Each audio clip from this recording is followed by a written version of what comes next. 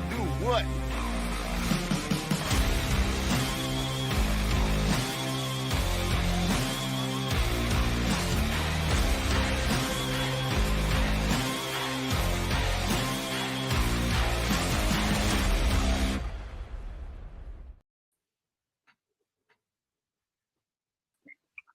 Boom. Yo, we saw joke time, man. What's up, everybody? Welcome back to yet another episode of the Protect Our Queens podcast presented by the mighty Give Us a Shot Network. And we've got a lot of great things happening tonight. I'm going to try to keep the energy up, but as you guys know, I'm an Aces fan and my world's falling apart. But Martin, could you please do the honors of introducing our illustrious guest for tonight so we can get this show on the road? Absolutely. Yeah, we're going to get into the WNBA Finals, Chelsea Gray, the Aces, all of that stuff with our amazing guest coming up. The world is crumbling for anyone who likes basketball, Marcus. It's not just Aces fans. I feel robbed. I feel robbed. The worst thing we could have is a injury-tainted finals. Is there anything worse in sports? My God. But we're about to get into it. We are about to bring on our fantastic, fabulous, lovely guest, Miss Lauren Dreher. She does so many wonderful things in the women's basketball community. She's done so many collaborations and great hostings. She hosts the popular WNBA Twitter Spaces on Monday night, where she does a phenomenal job. And we are both a huge fan of the work she does and how she does it. And we're about to have our queen on here to talk some WNBA Finals and some more stuff. So stay tapped in. We're about to get to it with Lauren Dreher. Protect our queens. No matter what it takes, we must protect our queen. I mean, I just love playing the game. It's fun. I'm reacting on what the defender does. There is no shot on the floor that she can't hit. Yeah, I think I've always just been able to get downhill. So I've sort of prided myself on that. I know what I'm doing. Like, people can't tell me I'm not doing the right, I've been taught the right way.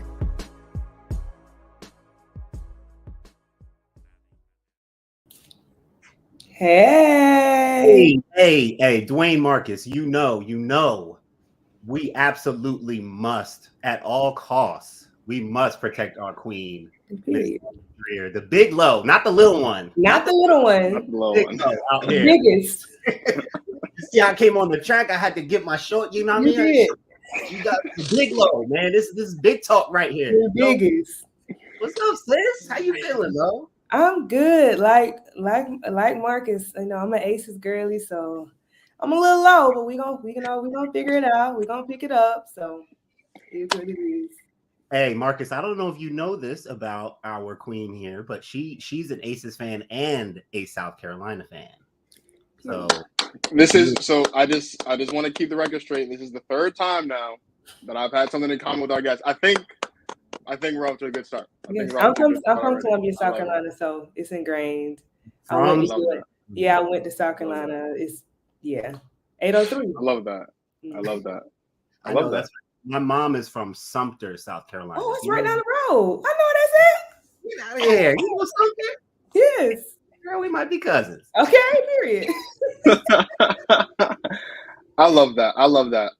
There's a lot to talk about, but before we jump into the nitty gritty, the finals and all that good stuff, we have to first ask you, of course, how did you get into the world of basketball? What is your connection specifically to the game of basketball? Ooh, well, I have a twin brother, and my parents started us playing when we were like 4. And fun fact, I hated it. I hated basketball. Didn't want to play. I was like, why y'all got me doing this? I want to be a soccer girly. I want to play soccer, but y'all got me here playing basketball. I was doing cartwheels on the court. I was scared of the buzzer. When it rang, I would scream and run out the court crying. Cartwheels. So my Coach Brown, he was like, you know what you could do? Just play defense. So he taught me how to play defense. It was aggressive. And that's how I started like it. So I'm like, I could go do this. I don't got to touch the ball. I just want to play defense. I'm going to take it and I'm going to give it to somebody else. And that's kind of how I got into it. I started to love it. But when I kept playing, I got better, got to middle school, and that's how I was. I was decent in high school, not good enough to go play no D1 basketball. But my love for the game never left, and I was just always on Twitter tweeting about it, and grew a following, not even really trying, and now here I am, really. That's how it went. Wow. Hey, I'm a twin, so twin gang. I have an identical twin brother. Yes, man. That's dope. Yeah, absolutely. And my mom is a twin. She has a twin brother. So we got that's why I'm not doing the kids, because I got a twin. I'm not having no twins, so that's enough for me. I'm not doing it. But wow, but I did not know you hooped, Lo. I didn't know. Yeah. You trying to play defense though. Mm-hmm. I still got the stature for it, I still got the guns and stuff. I still got it a little bit. So you went to South Carolina. Mm-hmm. Were you into the team already? Were you already a fan of the program already? Oh, absolutely. Now, they weren't as good, of course. I remember when Don was first hired, they weren't that good. But then when I got there through AAU, I had a lot of friends that played, like, just grew up playing together. Khadijah Sessions, Asia Dozier. Then I got close with Tiffany Mitchell. I've known Elena Coates. I've known Asia. So Alicia Welch. So I played against them. So I didn't play, but then was my girl. So we was there and I was there and it was that. Oh, that's great. I love that. I think it's great. I also think what's super great is, as Martin says, we like to troll trolls. As I'm sure you know, being on Twitter, there's a lot of people that don't have nice things to say about the game of women's basketball. And for those guys that are just tuning in, between the two of us, Martin's like ice, I'm like fire. I have a much more hostile approach to women's basketball haters. But what would you say? Like, if you had right now the opportunity to just say one thing to people who hate women's basketball, what would your one thing be? Well, they wouldn't be nice. My thing is, like, you probably can't even make a left-hand layup. Shut up. Period. Like, next, move around. Like, you're jealous. You don't have the bandwidth. You don't have the it to even be in this conversation. Bye. Move. That's it. That's all. What has bandwidth?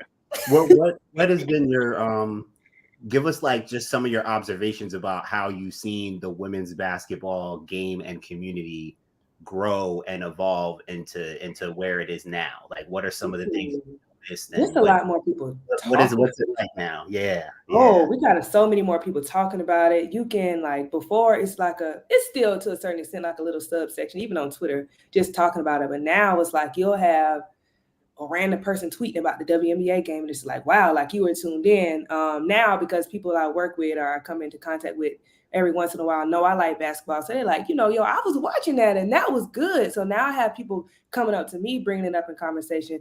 My twin brother, he likes it because of me, so sometimes I have to remind him the game's on, but he'll come and be like, yo, like, so-and-so and all. And I'm like, you watch, like. So even just little stuff like that, I see the game growing. The conversations, even the trolls, we don't like trolls, but more have grown. So more people talking about it, good or bad. It's in people's mouths, people tweeting. So it's growing.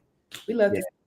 Yeah, we maintain the theory. Well, it's not even a theory. It's just fact. And people hate hearing, people don't like hearing stuff, it make them uncomfortable. But it's very simple. People get offended by this, but it's just very simple. It's basketball is basketball. Period. If you're a basketball fan, like, I'm almost to the point where it's like, why are we even calling it like it's women's basketball? Yeah, because women are playing it. But, like, no, it's just basketball. Women are playing it. Like, what's the difference between the two? The only difference is that it's women and it's men. It's the same sport. Somebody tried to hit there's two different sports. I'm like, dog, what are you talking about? It's the same thing. And if all you want to watch is dunks, then you're not a purist. You don't like basketball, to me. If that's all you want to see, like, well, they're not dunking. If that's all you like, then do you really like basketball, or are you just, you know what I mean? Who did you watch? Who were players that you watched that, like, made you start to fall in love with the game a little bit more? Well, back in my high school, we had a girl named Couture Jackson who was really good at Dreher High School, and she ended up going to Duke. She didn't have the, illustrious career at Duke, but she was really good at Dreher. She did her thing, went to Duke. And to me, that was the first time I actually saw somebody go to play ball in college. So I really loved her. I tapped really hard into Duke. And of course, because I was watching Duke, I remember watching her teammates, and then in North Carolina, because they just talked about that rivalry a lot. So I would say that, truly, and I just grew up watching women's basketball. So if it was on, I was going to watch it. I didn't care who it was. So just the women in general that I saw on TV, I just loved it. It didn't matter. Like, I was just like, I'm trying to watch. I'm tapped in. That's how I went. I love this. I think this is great. Mm-hmm. Do we have permission to talk about the finals? Can we talk some WNBA Finals? I want to talk some WNBA Finals. I want to start off by talking about Jonquel Jones. I'm going to save my pain for later in the show. Jonquel Jones had an incredible Game 3 performance, and it's almost like that's what we were waiting for. If you're a Liberty fan or just a basketball fan, like that's what we were waiting for to see out of JJ in Game 3. When you look at what she did on Sunday, obviously we're talking about a big Game 4 tomorrow night. What can we expect more of the same from Jonquel Jones, do you think, tomorrow night in Game 4? Absolutely. I think you definitely can, especially with Kia going down, or unless somebody gonna come off the bench with some physicality. I definitely think you can. But my biggest thing with JJ has always had the skill. JJ just doesn't always come with the will. So JJ could have been doing this, in my opinion. It's just up to JJ. JJ decides when JJ gonna be JJ. Period. Because she's that dominant when she decides, right? That's on JJ. So if JJ come wake up tomorrow and say I'm that girl, then she's gonna be that girl. If JJ wake up tomorrow and I don't know, then she's not. So it's all on JJ for me. That's my biggest thing with JJ. So she decided, yeah, she gonna do her thing, period. And there's nobody who can stop it, to be honest. I agree. I mean, the way she's been playing, to me, every game, like she's been, even throughout the playoffs, like she's been the one in that mode. I mean, offensively, shooting the ball, inside presence. I love it. See, the big thing for me with JJ is that she can hit that 3 ball. She'll step out and hit that 3 ball. Like that's a lot to deal with. So are you to the point where do you feel like she's that dominant? And we'll talk about the Aces injuries a little bit, but do you feel like JJ's that dominant where if she's in that mode you're talking about and she can't be stopped, that it'll be too dominant and that'll take the Liberty over the edge to if she decides. Now I do think if they, because the Aces are a lot. So they have a lot, but I think Becky's really good. I do think somebody else is going to have to help her. But if JJ decides to be dominant, that's going to be the key for them. I agree.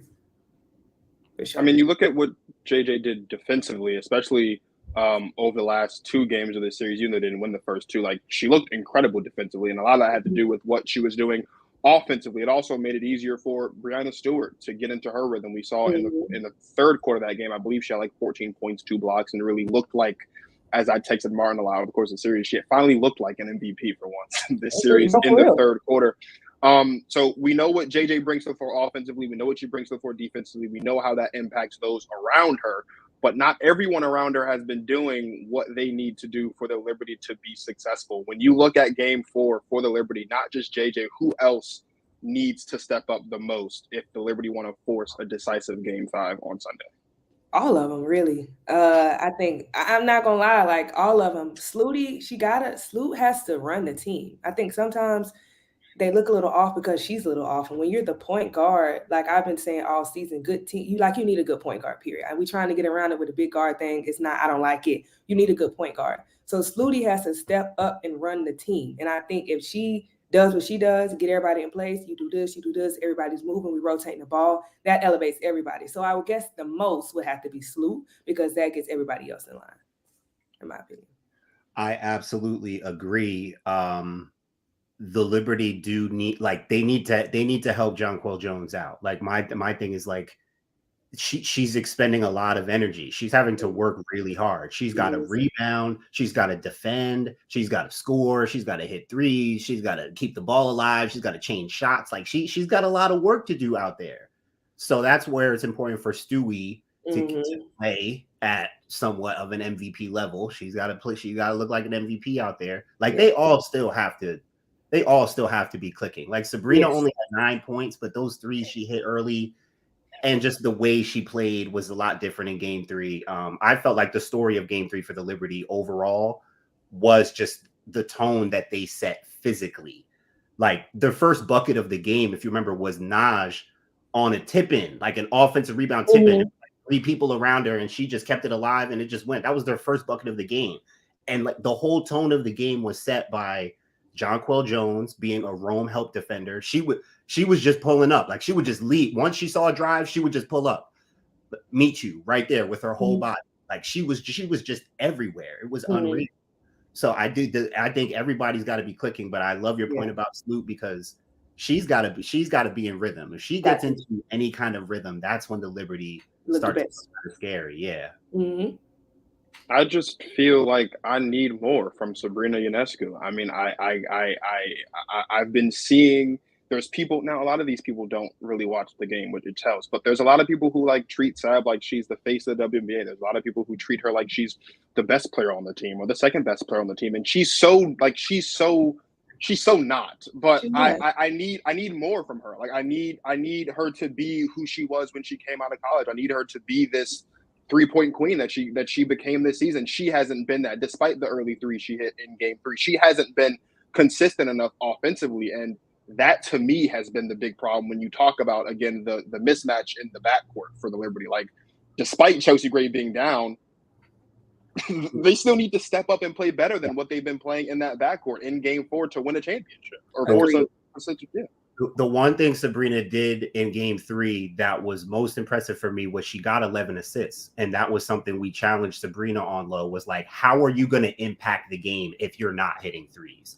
Right. And again, she didn't go crazy from 3 in game 3, but she did hit a few early that kind of established her, right? So she's in rhythm, she's in flow now.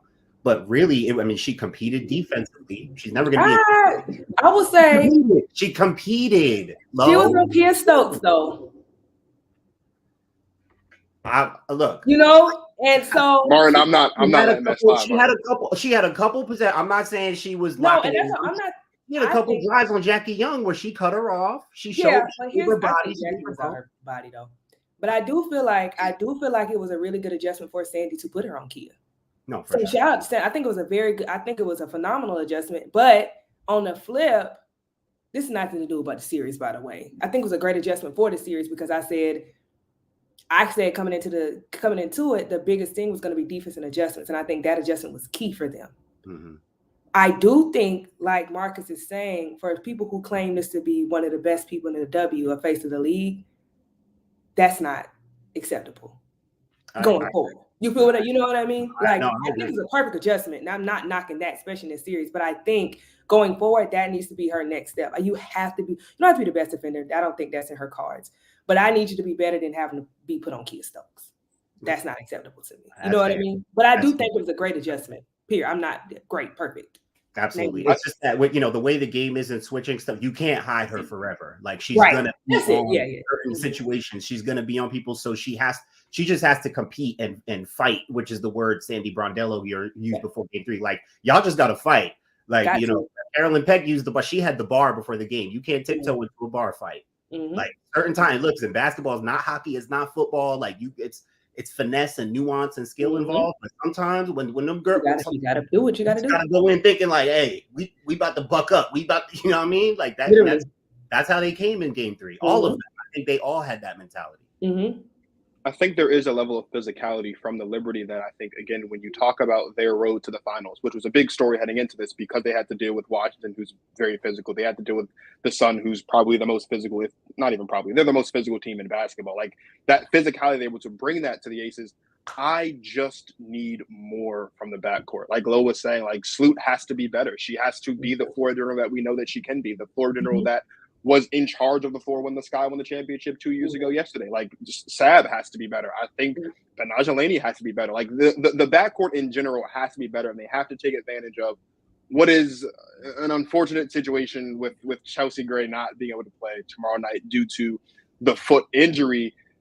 How important is it for the Aces specifically to figure out a way? I don't even want to phrase it this way, but like, how important is it for the Aces to figure out a way to win tomorrow, considering they do not have Chelsea Gray probably for the next 2 games of this series? I think, to me, they need to go out and win it tomorrow, in my opinion. People say, well, Vegas, it'll be back in game 5. I don't even think you wanted to go there, baby. Don't even wrap it up. Like, if you can wrap it up tomorrow, wrap it up. Because it gives you play a game, you lose. It gives them time to adjust to what you got left. You don't want that. You don't want them problems. So if you're going to win, in my opinion, you need to go out and win tomorrow. And what does that look like? What do they look like without Chelsea? Like they keep saying, you're going to have to do it by committee. I think more so than anything, the defense is going to have to amp up. Because, I don't think the girls on the bench, I'm not saying they can't score. I think KB can be a phenomenal scorer because that's what she does. But I think the defense is going to have to amp up. That's how you're going to win the game because you're not going to outscore them. What we have left, you're not. Right. So you got to amp your defense up, in my opinion. And I think Sydney Colson, great. She can play some defense. I think Kayla George, her feet a little slow, but maybe she can figure it out. I think KB is decent. I think Elena Coates you can figure some stuff out, but I think you're gonna have to really amp the defense up. It's the combination of Stokes and Chelsea. It's like, yo, that's rough, bro. Mm-hmm.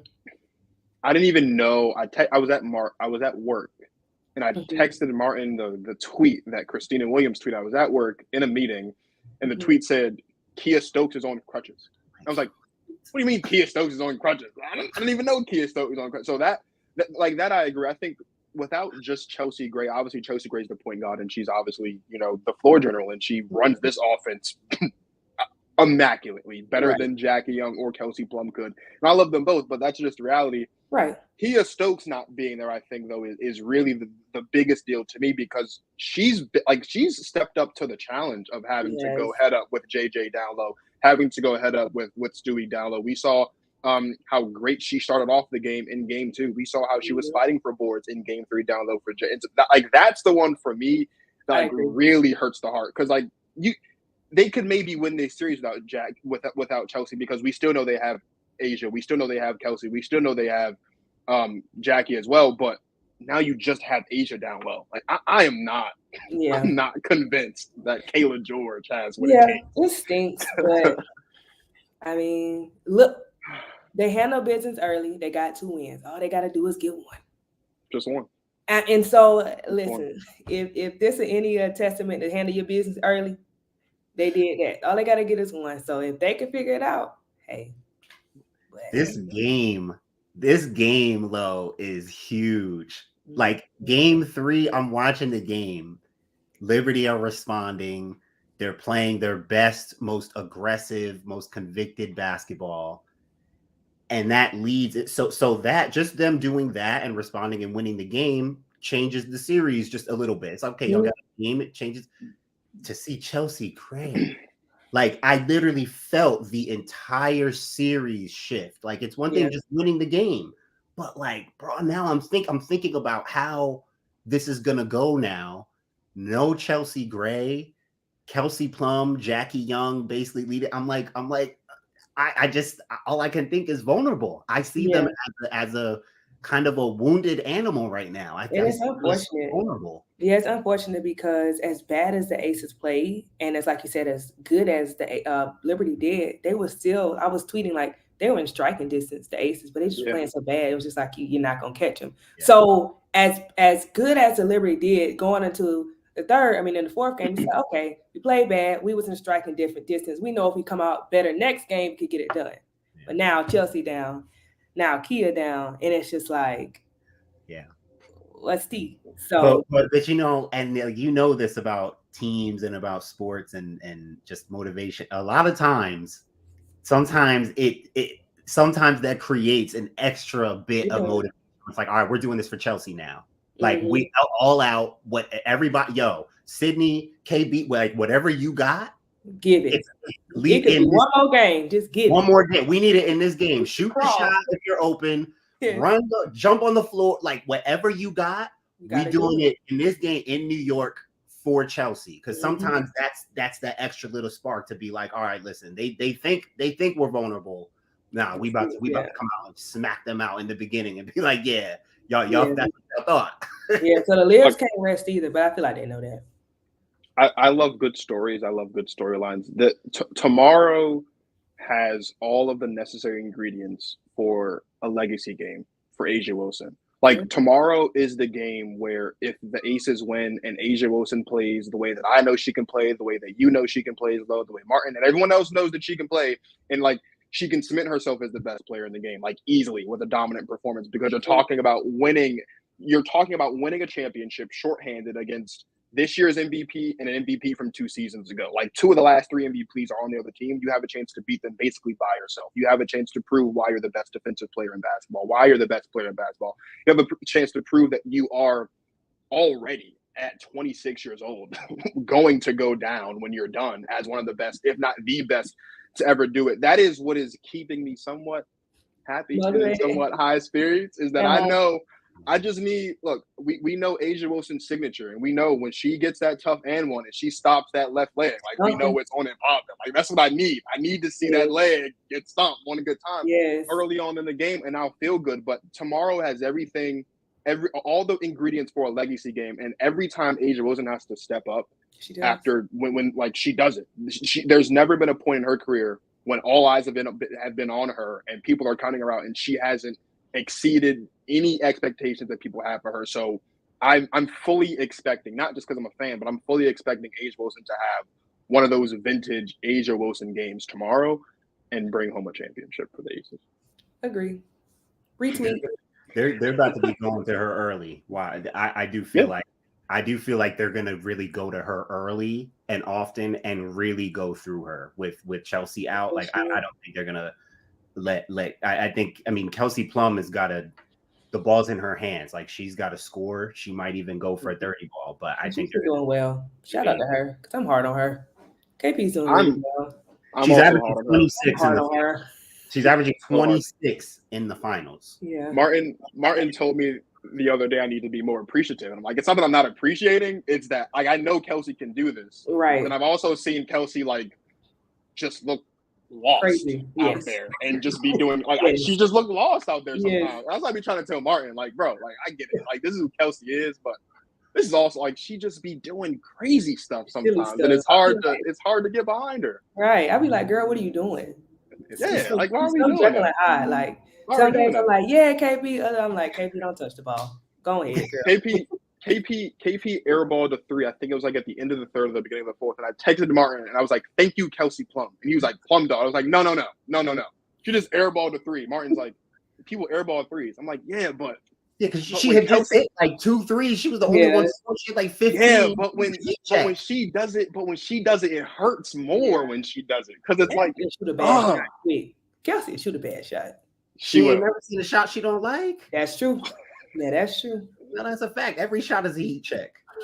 That's the problem. Like I know. Relax, bro. It's risky behavior. I get it.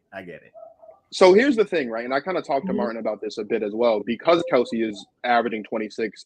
After game 1, I thought Jack Young was going to be Finals MVP. You look at what Kelsey done, actually leading all scorers with 26 points. She's clearly probably going to be the one to win Finals MVP unless Asia has that vintage game tomorrow. Like, let's say the Aces win this championship. Lo, if you had a vote, which I mean we all technically do, but if you were going to pick who was Finals MVP, who would get your vote for Finals MVP if the Aces win this championship? You're right. Early on, I probably would have said Jackie, but now KP. I don't know. It's hard. That's hard. But like you said, if Asia step up tomorrow and handle her business, it would go to Asia flat out. I feel like it just has to, in my opinion. Like it has to. Yeah. It was Jackie, but that last game, Jackie was out of it. Yeah. I guess I would have to say KP, right? Because she held it down. Yeah.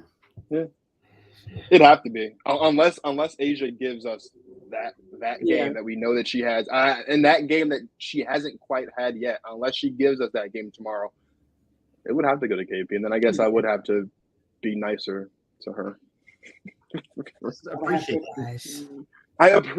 I'm very appreciative for everyone that dons the red, black, and gold for the Las Vegas Aces, but I also have to hold Kelsey Plum accountable for it. I can't just let her out here just go willy-nilly like the way she been willy-nilly. Willy-nilly. I can do. She does like to be willy. I'm with willy-nilly sometimes. That's because you're willy-nilly. I'm a little willy-nilly. Oh well. Willy-nilly. Absolutely. Yeah. Speaking of willy-nilly, there are some people out there on Twitter, especially players, fans alike, that have felt that this year's all-NBA or all-WNBA teams, have been pretty willy-nilly. Lo, you gave your predictions for all WNBA teams a while back and had all bigs, and then of course we got all bigs on the team, and there were people that were not happy that there were certain guards, namely Jewel Lloyd, that was not on the all WNBA first team. Do you think all league teams should be positioned two guards, two forwards in the center? Boo. No, because if we're going to put the best 5, let's put the best 5. I don't think you should have to maneuver. Is this a guard? Especially the game is a little more positionless. It's a little more fluid. And this is a forwards league. All the best players are bigs in this league. It is what it is. So I think, like my girl Monica said, if you're gonna say, "Ooh, positionless basketball, this is great," you can't turn on it when it's time to put the votes in. So if that's what we're gonna do, that's what we're gonna do. So I don't think we should change it at all. I like it, and I think they got it right. Those were the best 5 in the league to me this season. Yeah. The first 3 unanimous. Satu did her thing. She did amazing, and B did her thing. Like I think Jewel was fine. She scored a lot of points. Kind of she had to, but I think sometimes her decision making is wonky. She does some things and I'm just like, girl, I don't know. So I think they got it right. Now, here's a question. Do we feel like those are the 10 best players in the league right now? No. And just real quick for anybody that didn't see it, I'll run down the tone. it's the tone of your nose. We will never talk. Sometimes you got to be real about it, Martin. I'll run down the first and second team for anybody who didn't see it. Okay. First team was Breonna Stewart, Alyssa Thomas, Asia Wilson, Nefessa Collier, and Satu Sabali. And second team was Nneka Ogwumike, Jackie Young, Chelsea Gray, Jewel Lloyd, and Sabrina Ionescu. That's not the top 10 players in basketball. No, sorry. And who would not name people left out? I think if you added Sabrina, you could have added JJ. I know the team wasn't that great, but I think you got to. Aaliyah Boston deserved something. I don't care. She did her thing. I know I'm a homer, but Aaliyah Boston did her big one. She had that team looking like a completely different team on the defensive end, on the offensive end. Those would be my 2. I think Enrique could deserve some love just from, and she's not typically my type of player at all, but I think she had some wonky games, but I think she locked in better defensively. I think she did what she needed to do on the offense end most of the time. So yeah, I think it's something that we're missed, but it is what some people could argue KP. I wouldn't, because I think she was a little wonky too. I think her and Sabrina in the same boat. You could have left both of them off. So yeah. I think her and I always say KP and Sabrina are tethers though anyway. So yeah. And again, I just feel this way. Like if there's any other Liberty player that's gonna be on an all-league team, it would be JJ. Like JJ's the reason why the Liberty were on the push that they were on coming out of the All-Star break. Like they were the best team in the league post All-Star break, and it was because Jonquel Jones finally got comfortable. And that was what Martin was talking about all season long, with as soon as JJ gets comfortable, you have to look out for the Liberty. And what do you know? She got comfortable. She started getting her groove. Stewie started deferring to her just a little bit in certain situations. And they are maybe on the precipice of a championship. They have to win 2 in a row, of course. But I'm not liking all this Sab love. I'm not. Like I just feel like it's being forced down my throat, and I don't like that. It's not necessary. It's never been necessary, and I think we should stop it. I think Sabrina Ionescu only gets all this love because she's playing for the Liberty. If she was playing for a different team that wasn't in New York, people would not be talking about her the way that getting it because she's a straight white woman. Hey, but there's some other reasons. That works too. So, there's some other reasons too. Because I mean, they tried to do the same thing with Kelsey Plum, and Kelsey Plum blocked the WNBA from her social media and said, "I don't deserve this yet. I'm not there yet. You're only giving this to me because I'm a straight, white, conventionally attractive woman, and I'm not there yet." So that's what it is. That's a fact. I also did forget about that. You're right. KP said, not yet. I don't deserve it. Like I don't need all that. I don't need all that. Yeah. Get somebody else to do it. Hey, and I think that's why the discourse goes to Sabrina, and people hate Sabrina, but it's not necessarily that. It's just that type of push. Everybody doesn't like, especially when it hasn't been earned. And I think that's the fallout. Yeah. And I mean, look, I like to make it about basketball. Lauren, you're a defensive girly. You're a defense. That's you see, I'm offense, baby. I go out to get 30 just for fun. Like that's my pleasure. And he's not joking. He literally just dropped 36, 7, and 5 the other day in like a New Jersey. That's exactly fine, but it was close. That is close. Martin, you had like 31 points, 7 boards, 6 boards, like 5 assists. Bro. I'll pull it up. You are laying my men's league. Could have been 32. Not impressed. Could have been 32. Yeah, hey, Lo, chill, girl, chill. See, you go get somebody in trouble this not week. Impressed. You gonna see? She's not impressed, Martin. She's not impressed. Could have been 32. She's not impressed. Could have been 40. You're a defensive girly. which is fine, which is totally fine. But we can look at, it's about basketball. All you got to do is just look at, watch a few games. All you got to do is watch the basketball to tell who. I mean, why is there even well, it's not a conversation, but why are people getting it wrong about who the face of the league is? Like, why that's such a. It's a choice. That's what they want to earn title. Like, you have to be a certain level of basketball player to be. It should be, but that's not it, and that's why people are upset. Why is it like? How is that? Like, we've seen people have said Sabrina Ionescu, the face of the league. I'm like, wait, what? You're misinformed. You're miseducated. Like, no, like there's a lot of people off. Like, that's you're how so it works. Like that's why when we say we want it to be just basketball, that's why a lot of times it can't be, because there's so much other stuff on the other side of that. Like, because when we get down to the hoops is good. The women can hoop, but that's why it's hard to just say not black and white, because quite literally it is. But it's hard to just say it's just basketball when you have the machine and all that other stuff happening behind the scenes. Because like you're saying, we just talking hoops, and that doesn't make sense, right? Not that a girl isn't bad, and I think people have to realize we're talking relatively. We're not talking absolute. Can Sabrina hoop? Absolutely. She's in the WNBA. She's that girl. She can play. But relatively to a lot of other women in the league, she's just not there yet. So we're never talking in absolute. It's relatively, because the girls get mad. But I think that's why it's hard to just say we just want to do just basketball, because when we get down to it, we start seeing things like that, then it's like, that's not basketball though. So what's going on? So I think it's just, it's a lot. A lot it is. I can't. I just can't sometimes. Mark don't like it. I don't. I really don't. I don't enjoy. And maybe this is the wrestling fan in me. Like, I don't like when you're trying to force something down my throat.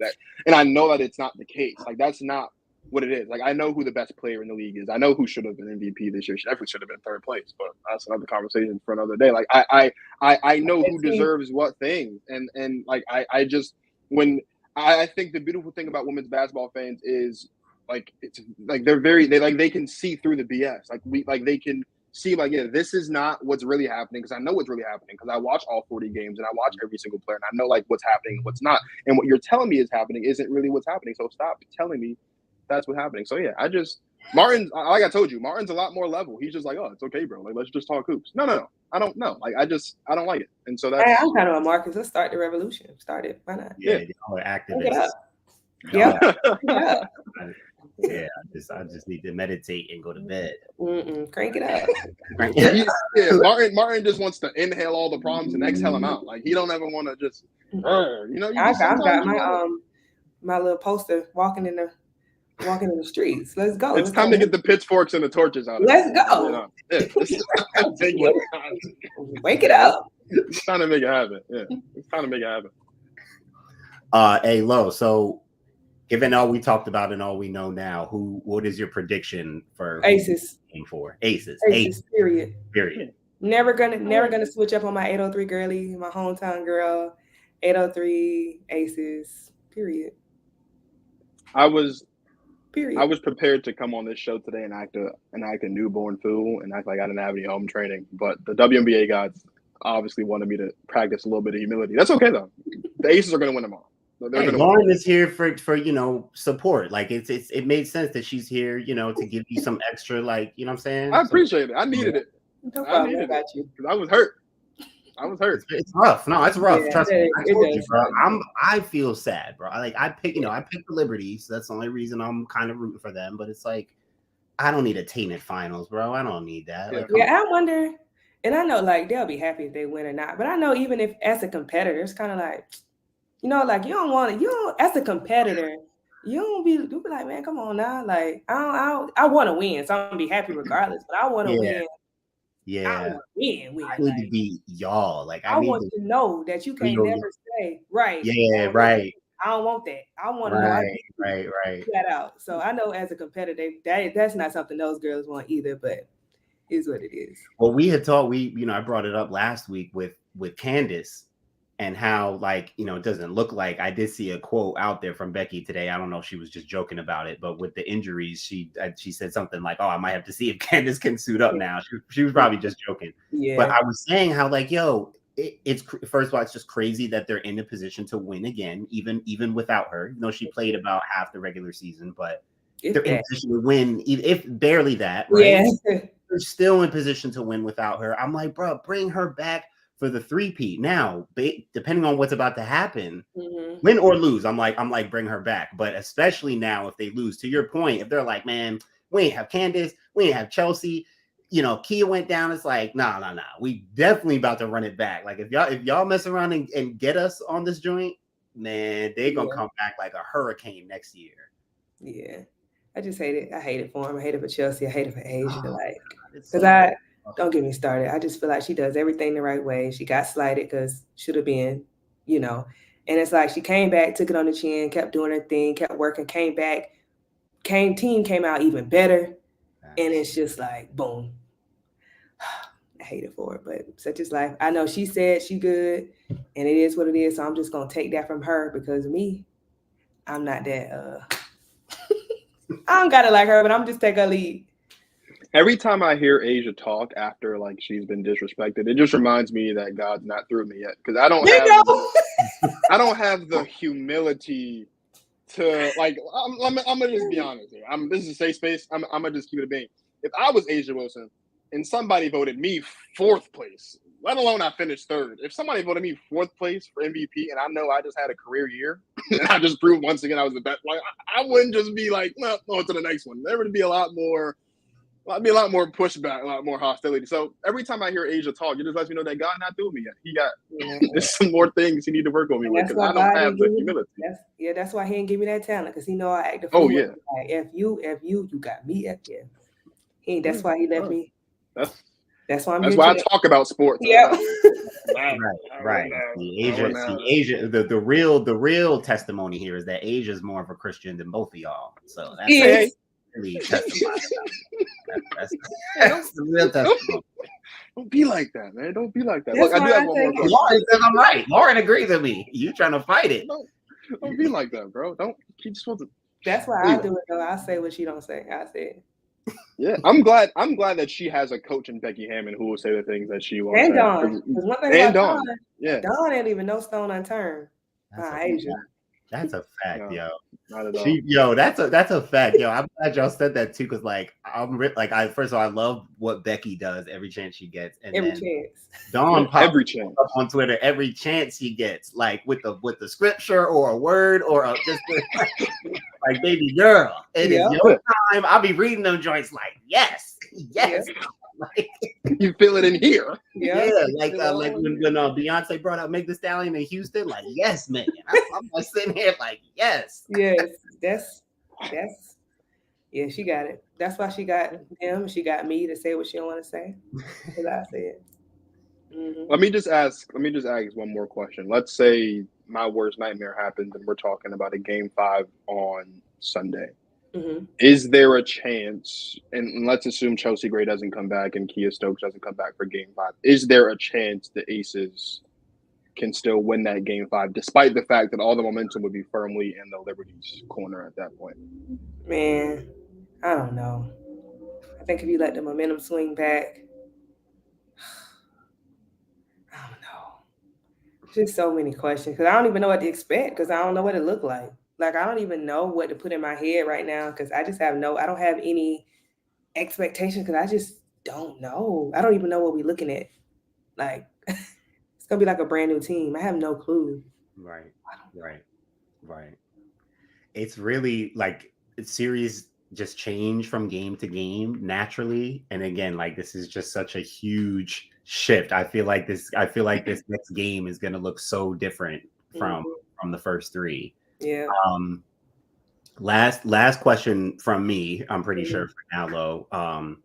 We should have asked Mark last week. Now that I think of it, we should have got Mark's top 5 queens. We gotta ask him. Lo, we want to know your top 5 queens right now. Any women, anywhere in any field or industry that you're reading, that you're listening to, that you're tapped in with.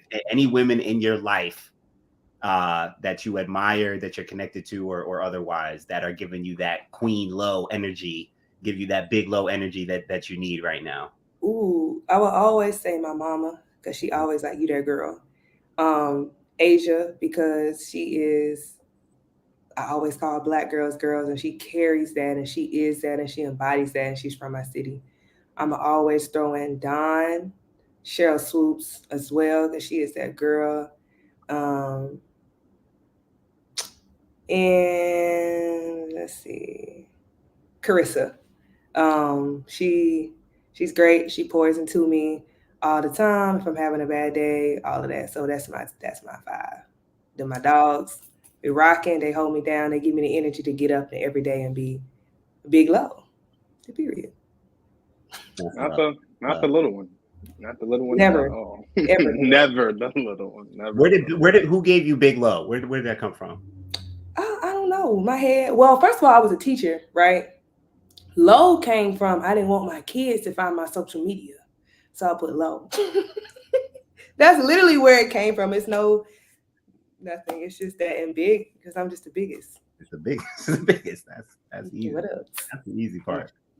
That is yeah, easy. That's where low came from. Nothing special. I just didn't. It's a nickname for Lauren that I did not want my students to find me, but now of course they see it all the time. But I didn't expect this either. So now, I mean, I'm not a teacher anymore. They'll be like, "Big Low" down the hallway, and I'll be like, "Oh my God!" Like, That's good. That's good. Do you have any closing words for us, for the viewers, before we get out of here? Go Aces. Also, keep watching women's sports. Keep doing your thing. Remember, there's intersectionality in women's basketball. So when we go up about misogynistic or feminist issues, remember there's the other side of the coin with the racial issues too. Remember, the intersection in this league is built on Black women. Don't ever forget. And if you do, I'll remind you. That's it. That's on period. So that's a great way to end the show. I don't think it can get any better than that. It is always a privilege, of course, to have the Protect Our Queens podcast every Tuesday night right here on the Give Us a Shot Network. It was especially a pleasure to have the one and only Big Love, Lauren Dreher, on the show for the past 45 minutes. She's an Aces fan, so I know she'll be watching the game tomorrow with bated breath, hoping that we can get this job done. Praying. Yes, praying that we can get this done without a Game 5 on Sunday. And of course, it is always a pleasure to do this. So make sure you guys like, subscribe, follow. If you're not watching live and you're listening later, I hope you enjoyed this for your listening pleasure. I definitely hope you guys enjoyed this. And let Lo just real quick tell people where they can find you, what you have going on. Okay. Where they can find what you have going on. All right. All of my social media is Big Low, 4Gs, LO_. You can find me everywhere. I'm especially active on Twitter. I'm always tweeting about the game, tweeting about women's sports, especially women's basketball. Tap in, and everything I'll be doing, I'll always be on there. We love Low. We love us some Big Low. Big Foe, Big Low. Yeah. Come on, Big Foe, Big Low. Come on now. Martin, you are a mess. You're just a fool, man. Big Foe, Big Low. But in all seriousness, the Protect Our Queens podcast, as you guys I'm sure have noticed, isn't just about protecting the queens on the court. It's about protecting the queens off the court, like Big Low. So we want to make sure that we're not just protecting queens on the court, we're protecting queens on the court, because the Protect Our Queens podcast isn't just a podcast, it is a movement. So for Big Low, Lauren Dreher, and for my wonderful co-host, Martin Soares, this is Marcus of the Protect Our Queens podcast signing off. Thank you guys for watching. You guys have a great night. And as always, go Aces. Period.